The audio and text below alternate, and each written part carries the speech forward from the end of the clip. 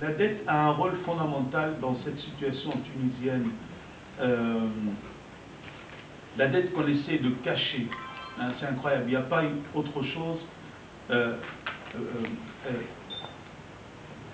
Bon, je n'aurai pas assez de temps pour donner des exemples, mais c'est incroyable, l'énergie qui est déployée pour cacher cette chose, c'est incroyable.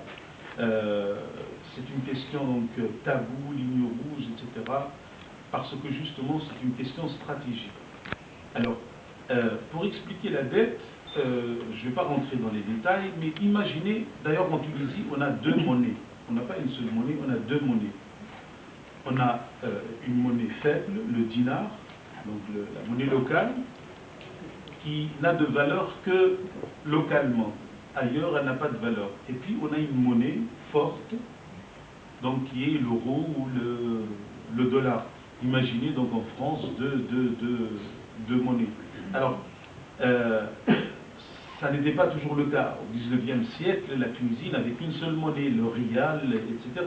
L'économie, donc, avait sa propre monnaie, et puis n'était pas liée à l'extérieur que de manière marginale.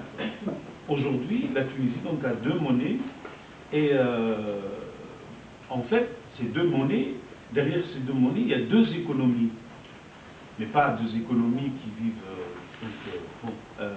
ça je passe. Une économie en fait locale, nationale, populaire, etc., mais qui est dominée. Une autre économie néocoloniale. Donc cette économie néocoloniale, on est toujours dans le cadre de la domination impérialiste, coloniale, etc. La faillite de l'État dont j'ai parlé tout à l'heure en 86 a été l'occasion pour, en quelque sorte, reprendre en main la Tunisie, pour la recoloniser de manière nouvelle, mais toujours la même logique, les mêmes mécanismes, etc. Alors, donc cette économie qui représente aujourd'hui, je n'ai pas le temps de le développer, mais cette économie que j'appelle économie néocoloniale, elle est très très importante. Par exemple, elle représente les 2 tiers des exportations tunisiennes. C'est énorme. Les 2 tiers des exportations tunisiennes pour une économie qui est donc construite autour des exportations, c'est très très important. 2 tiers, si on prend au niveau de l'emploi, par exemple, les entreprises étrangères, ce que ça représente en volume d'emploi, en volume d'investissement, etc., c'est énorme. Aujourd'hui, cette économie, elle est toujours là. Elle est aussi dans le pays où se déroule la révolution. Mais on ne la voit pas. C'est ça aussi, c'est un truc important, parce qu'elle réussit à se cacher, on ne la voit pas, comme si elle n'existe pas dans la problématique de la révolution tunisienne. Alors les Tunisiens croient que c'est une question tuniso-tunisienne, donc, et tout ce qui est extérieur, donc globalisation, mondialisation, etc., est évacué. Même ceux qui viennent, donc le Fonds monétaire international, il est présenté comme un ami qui vient au secours pour guérir, etc.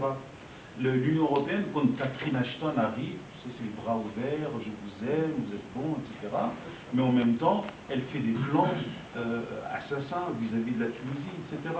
Donc, ça, cette économie, elle est surdéterminante, mais elle n'apparaît pas. Quoi. Les Tunisiens sentent bien qu'il y a des forces derrière. Ils parlent de gouvernement de l'ombre, par exemple. On le voit bien dans la question de la dette. Quand, dans une situation aussi dramatique, le gouverneur de la Banque centrale, qui n'a pas honte, annonce que la Tunisie va payer quelque chose comme 330 millions d'euros à la fin de ce mois. C'est incroyable. Une population, le quart de la population est sous le seuil de la pauvreté, ils ne sont même pas pauvres, ils sont en dessous du seuil de pauvreté. Chez nous, on dit au-dessous du zéro, en dessous du zéro. Donc, et cette partie de la population se paye le luxe de payer 330 millions d'euros, remboursement une partie, hein, parce qu'on ne fait que ça à longueur d'année, rembourser. Donc, mais on n'arrive pas, les gens n'arrivent pas à comprendre. pourquoi un gouverneur de la Banque centrale tunisienne, qui est censé être l'avocat du peuple tunisien, paye. Donc pourquoi, quelle force le pousse, quelle logique le pousse? Eh bien, c'est cette logique donc d'économie, parce qu'en fait, cette économie, ce régime social contre lequel se bat la révolution tunisienne, n'est pas strictement tunisien, c'est une partie d'un système mondial. Chez nous, la dette est une source essentielle de devises, de cette monnaie forte qui alimente, irrigue cette économie colonialiste. C'est comme si on a des plantations dans une région aride et que l'eau d'irrigation est importante pour maintenir cette culture en vie et productive. Donc il faut assurer un flux continu de devises parce que sinon ce système s'écroule. Et la dette est l'une des sources essentielles de devises. Il y a d'autres sources. Il y a le tourisme. D'ailleurs, tout a été restructuré. Tout a été fait de manière à ramener le maximum de devises. Alors, on vend tout ce qui est vendable chez nous. Alors, on privatise à tort et à travers. Et après, quand on a tout privatisé, on rentre dans un système de concession, c'est-à-dire, alors, on vend la Tunisie au détail. Alors, celui qui veut construire un aéroport, il vient. Celui qui veut construire, etc., etc. Alors, il reste 1 minute. Donc, un flux continu, il faut assurer un flux continu. Alors, le rôle exactement de la dette, c'est un régulateur. Quand, par exemple, actuellement, le tourisme, il baisse. Alors, les recettes touristiques baissent, l'investissement baisse, c'est-à-dire les sources de devises baissent. Alors, que fait la dette? Elle grimpe pour maintenir le débit. Et c'est ce qui explique actuellement que ce 5,4 milliards de... Donc elle a un rôle fondamental pour maintenir ce régime social en vie. Et justement, dire stopper ou arrêter, mettre, on dit nous, le grain de sable, elle a plus que ça, c'est le bâton dans la roue. Effectivement, nous, on veut mettre le bâton dans la roue. En attaquant la dette, c'est vraiment le cœur du système. C'est pour justement stopper ce système. D'ailleurs, comment il s'appelle, le gouverneur de la Banque centrale, quand juste on a commencé la campagne contre la dette, il m'a appelé, il m'a dit, t'es fou, tu veux faire écrouler l'économie? Je lui ai dit oui, c'est ce qu'on veut faire. Mais c'est l'économie qui faisait tant de mal à 99% des Tunisiens. Cette économie, on n'en veut plus, on veut une autre économie. Donc ils le savent, eux, ils savent que c'est une question de vie ou de mort. Donc voilà, j'ai essayé de développer cette histoire de dette. Il me reste 3 minutes. Oui, je vais donner quelques autres exemples parce que c'est très important. On a maintenant des entreprises qui travaillent pour le marché local. Par exemple, dans les grandes surfaces. Alors d'abord, c'est désastreux. Carrefour, Géant, Casino, ils ont tout tué chez nous. Bon, et qu'est-ce qu'ils font? Donc, commerce de détail, ils vendent. Et ils vendent après, ils ramassent, qu'est-ce qu'ils ramassent? Une monnaie faible, locale, dinar. Alors après avoir payé les ouvriers, etc., les frais, et le reste de l'argent, qu'est-ce qu'ils en font? Le dinar, il ne sert à rien. Alors ils vont à la banque centrale, ils disent maintenant vous me changez ça en euros. Bon. Et s'ils ne pouvaient pas le changer, ils n'auraient aucune raison de venir en Tunisie. Parce que payer en dinar, le dinar tunisien, il ne sert pas. Donc il faut, pour maintenir ce système, ou bien les privatisations, on a privatisé alors les fleurons de l'industrie nationale, ceux qu'on a construits avec l'argent de la dette, les cimenteries, on les a vendus. Alors aux Espagnols, aux Portugais et aux Italiens. Aujourd'hui, le ciment qu'on vend en Tunisie, on le vend en dinars, et à la fin de l'année, ben, ces cimenteries changent leur argent en... Et puis aussi les télécoms et tout. Mais je voudrais revenir à un truc très vite. À quoi sert la dette aussi? Elle ne sert pas seulement aux industriels, aux investisseurs. Elle sert aussi aux voleurs, aux riches tunisiens. Alors après, eux aussi, quand ils font leur profit, qu'est-ce qu'ils font à la fin de l'année? Ben, ils ne le laissent pas en Tunisie. Et eux aussi, ils le sortent dehors. Alors ils ont besoin de le transformer en devise.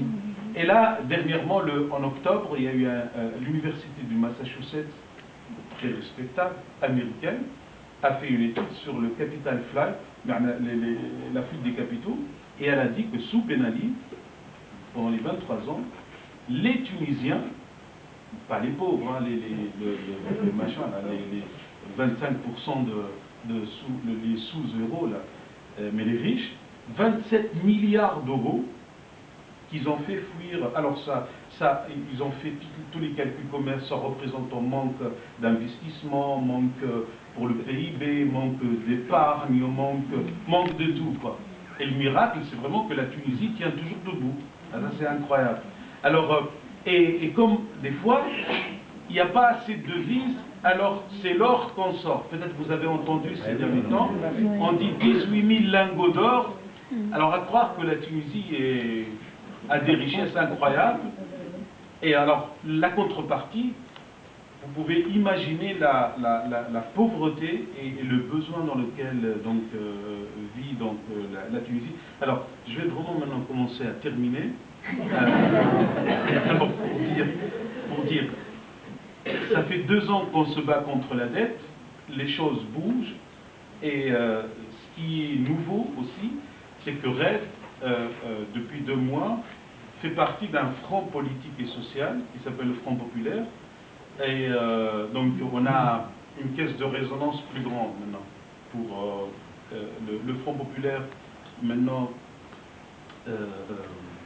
adopte comme une des mesures essentielles le moratoire sur la dette, l'audit, etc.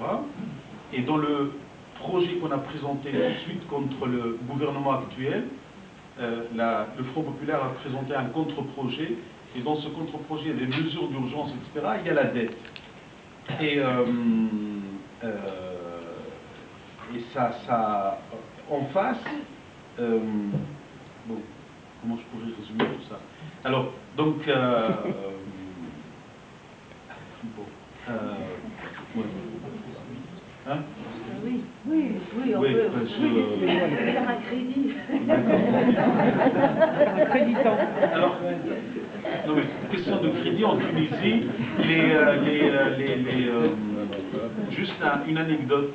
Alors, les opérateurs téléphoniques ont inventé en Tunisie le crédit, quand on n'a plus de crédit, on nous donne donc en négatif, quoi, un crédit.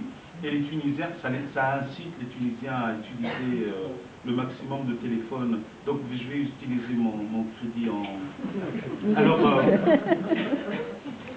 il y a des choses incroyables qui se passent. On a réussi quand même à introduire à l'Assemblée constituante un projet de loi sur l'audit il y a 2 jours. Qui panique le gouvernement, il y a le ministre des Finances qui a annoncé un mensonge. Il a dit on vient de retirer de l'Assemblée constituante le projet de loi sur l'audit.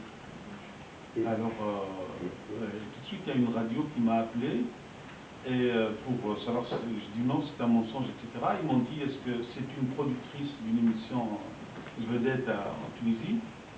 Bon, elle ne me connaissait pas. Elle m'a dit tu es prêt à venir 2 heures sur un plateau, etc. Je lui ai dit bien sûr, je suis prêt. Après, peut-être, je ne sais pas. Qui c'est qui lui a dit, elle a annulé l'émission. Donc c'est vrai, ça a été annulé. Alors à la télé, j'ai quand même réussi à aller au Parlement de Strasbourg, et on a évoqué cette question, et dans une conférence de presse, il y avait Eva Joly à côté. Donc Eva Joly est connue en Tunisie beaucoup plus que moi, et ce qui fait que sa vidéo a fait un buzz chez nous. Et à la télé, dans une chaîne assez regardée, alors ils ont ramené, on était à la table il y a des mois, Marie-Christine Bergia et puis Eva Joly. Alors ils ont coupé pour ne montrer que Eva Joly. Alors à l'émission, ils ont ramené, ils ont passé cet extrait d'Eva Joly qui disait que bon, la Tunisie, la pauvre n'en pouvait plus, il faut faire le moratoire, etc., etc. Et puis ils ont ramené le ministre des Finances pour dire que non, on va très bien, tout va bien en Tunisie, etc. Et puis ils ont ramené quelqu'un pour, comment dire, être l'avocat d'Eva Joly, qui est un ultra-libéraliste, Et, en fait, donc